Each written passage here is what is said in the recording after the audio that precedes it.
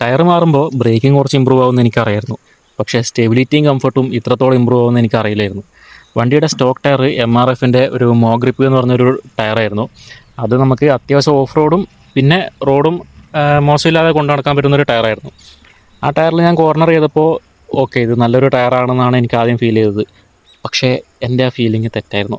കാരണം ഇപ്പോൾ ഈ ടയർ വെച്ചിട്ട് ഞാൻ കോർണർ ചെയ്തപ്പോൾ എനിക്കിപ്പോൾ കിട്ടിയ കോൺഫിഡൻസ് ഉണ്ടല്ലോ, അത് പറഞ്ഞറിയിക്കാൻ പറ്റില്ല. ആക്ച്വലി ഞാൻ പ്ലാൻ ചെയ്ത ടയർ വേറെ ആയിരുന്നു. നിങ്ങൾക്കിത് നോക്കിയാൽ മനസ്സിലായി, ഇതൊരു റോഡ് ബേസ്ഡ് ടയറാണ് ഫ്രണ്ട് ടയർ. ബാക്ക് ടയർ ഞാൻ പ്ലാൻ ചെയ്തെടുത്താണ്. അതേ ടയറാണ് ഫ്രണ്ടിലേക്ക് ഞാൻ നോക്കിയത്. പക്ഷേ ഫ്രണ്ടിൽ അതില്ലായിരുന്നു. അപ്പോൾ ഷോപ്പിൽ പോയി 3-4 ഷോപ്പിൽ ഞാൻ അന്വേഷിച്ചു. നമ്മുടെ ഫ്രണ്ട് ടയർ ഒരു ഓക്കോഡ് സൈസാണ്, 100/90 R19 എന്ന് പറഞ്ഞൊരു സൈസാണ്. അപ്പം ഈ R19 ഒരുവിധം അഡ്വഞ്ചർ ബൈക്കുകൾക്കൊക്കെ ഉള്ള സൈസാണെങ്കിലും ഈ 100/90 അധികം അവൈലബിൾ അല്ല. അപ്പോൾ അവിടെ ആകെ ഉണ്ടായിരുന്നത് ഈ റേസിൻ്റെ റോഡ് ബേസ്ഡ് ടയറാണ്. അപ്പോൾ ഞാൻ കുറച്ച് എന്താ പറയുക, അവിടെ പോയപ്പോൾ ഉദ്ദേശിച്ച സാധനം കിട്ടിയില്ലല്ലോ, പൈസ വേസ്റ്റ് ആയോ എന്നുള്ളൊരു ചിന്തയിലായിരുന്നു. പക്ഷേ ഇപ്പോൾ അത് കംപ്ലീറ്റ് മാറി. പക്ഷേ നമ്മുടെ ബാക്ക് ടയർ അപ്പോളോയുടെ ട്രാംബ്ലർ ST ആണ്. ST അത്യാവശ്യം മോശമില്ലാത്ത ടയറാണ്. ഇത് നമ്മൾ നമ്മുടെ യൂസേജ് അനുസരിച്ച് റിസർച്ച് ചെയ്തെടുത്ത ടയർ തന്നെയാണ്. നമ്മുടെ MRF ഇട്ട സമയത്ത് ഞാൻ നിങ്ങൾക്ക് ഫുട്ടേജ് കാണിച്ചു തരാം. അതിൻ്റെ ഒരു സൈഡ് മാത്രം തേയ്മാനം വരുന്നുണ്ടായിരുന്നു. മാത്രമല്ല റബ്ബർ കുറച്ച് ഹാർഡായിരുന്നു. വണ്ടിയുടെ സസ്പെൻഷൻ തന്നെ കുറച്ച് ഹാർഡായ പോലത്തെ ഒരു ഫീലിംഗ് ആയിരുന്നു. പക്ഷേ ഈ ടയർ ഇട്ട സമയത്ത് എനിക്ക് വണ്ടിക്ക് അത്യാവശ്യം സ്പീഡ് കയറുന്ന പോലെയും അതുപോലെ എന്തൊക്കെയോ വലിയ മാറ്റങ്ങൾ. നമ്മളൊരു പുതിയ വണ്ടി ഒരുപാട് നാൾ ഉപയോഗിക്കാണ്ട് വെച്ച് പിന്നെ സർവീസ് ചെയ്ത് ഇറക്കുമ്പോൾ ഒരു ഫീലില്ലേ, അങ്ങനത്തെ ഒരു ഫീലാണ് എനിക്ക് കിട്ടുന്നത്. ഇപ്പോൾ ടയർ മാറ്റിയിട്ട് ഞാനൊരു 10 കിലോമീറ്റർ മാത്രമേ ഓടിച്ചിട്ടുള്ളൂ. പിന്നെ എടുത്തു പറയേണ്ട കാര്യം എന്താണെന്ന് വെച്ചാൽ, നമ്മൾ സഫർ ചെയ്തുകൊണ്ടിരുന്ന ലെഫ്റ്റ് സൈഡ് പുള്ളിങ് ഒരു 50% മാറി. ബാക്കി കോൺസെപ്റ്റിൻ്റെ പ്രശ്നം തന്നെയാണ്, പക്ഷേ ടയറിൻ്റെ പ്രശ്നമായിരുന്നു മേജറായിട്ടുണ്ടായിരുന്നത്. അപ്പം അത് കുറച്ച് മാറിക്കിട്ടി. നിങ്ങളുടെ അഡ്വഞ്ചർ വണ്ടിക്ക് ടയർ നോക്കുന്നതാണെങ്കിൽ, ഞാനിപ്പോൾ ഇട്ട ഈ ടയർ അപ്പോളോയുടെ ട്രാംബ്ലർ ST ആണ്. പക്ഷേ ഇത് അത്യാവശ്യം റോഡ് ബേസ്ഡ് ടയറാണ്. ഒരു 80% ഒക്കെ റോഡ് പർപ്പസിന് വേണ്ടിയിട്ടുള്ള ടയറാണ്.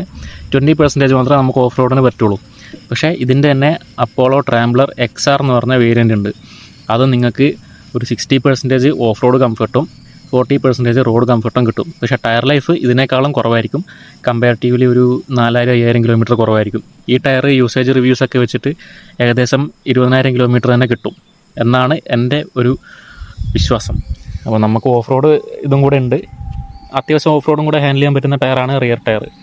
നിങ്ങൾ മാറ്റാൻ പ്ലാൻ ചെയ്യുന്നുണ്ടെങ്കിൽ നിങ്ങൾക്ക് പറ്റിയ ബെസ്റ്റ് ഇൻ ക്ലാസ് സെഗ്മെൻറ്റ് ടയറാണിത്. നിങ്ങൾ ഇതിനേക്കാളും കംഫർട്ടുള്ള ടയർ ചിലപ്പോൾ ഉപയോഗിച്ചിട്ടുണ്ടാവും.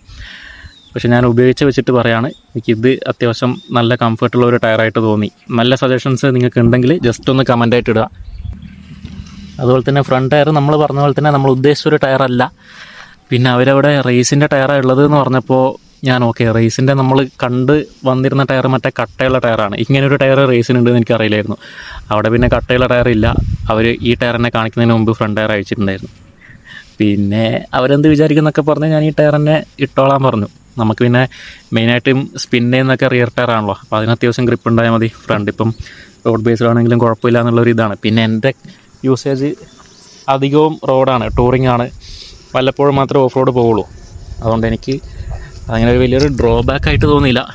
സ്റ്റിൽ ഇപ്പം എനിക്ക് അതൊരു വിൻ ആയിട്ടാണ് ഫീൽ ചെയ്യുന്നത്. പിന്നെ ഇതാണ് നമ്മുടെ ഇപ്പോഴത്തെ കിലോമീറ്റർ. ഇതിനകത്തൊരു 10 കിലോമീറ്റർ കുറച്ചാൽ മതി. ഈ ടയർ എത്രത്തോളം ലൈഫ് കിട്ടും, അതുപോലെ ഇത് വെയർ ആൻഡ് ടയർ വരുമ്പോൾ ഇതിന് എത്രത്തോളം കംഫർട്ട് കിട്ടുന്നുണ്ട് എന്നുള്ളത് ഞാൻ നിങ്ങളെ ഷോർട്സിൽ അപ്ഡേറ്റ് ചെയ്യാം. അപ്പോൾ മഴക്കാലമൊക്കെയാണ് വരുന്നത്. ടയറൊക്കെ നോക്കി മൊട്ട ടയർ കൊണ്ട് ഓടാതിരിക്കുക. കാരണം നമുക്ക് തോന്നും നമ്മളെ വണ്ടിക്ക് കംഫർട്ട് ഉണ്ടെന്ന്. പക്ഷേ അത് നമ്മൾ ഡെയിലി ഉപയോഗിക്കുന്നതുകൊണ്ടാണ് കംഫർട്ട് പോകുന്നത് നമുക്ക് മനസ്സിലാവാത്തത്. So safe riding guys.